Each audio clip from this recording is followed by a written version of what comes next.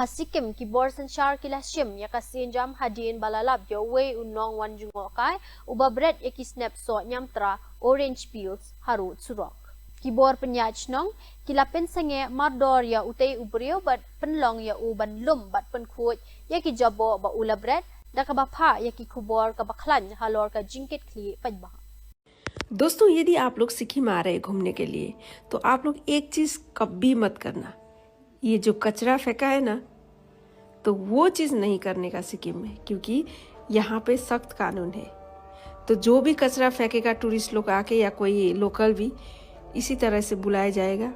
और देखिए कैसे बुला के उसको संतरा का जो छिलका फेंका था उसने उसको सफाई करवाया। तो गाइस, आप लोग जब भी सिक्किम आओ तो ये चीज़ हमेशा ध्यान रखना, क्योंकि सिक्किम और स्टेट जैसा नहीं है, ये क्लीन स्टेट है। सो गाइस, ध्यान रखना ये बात।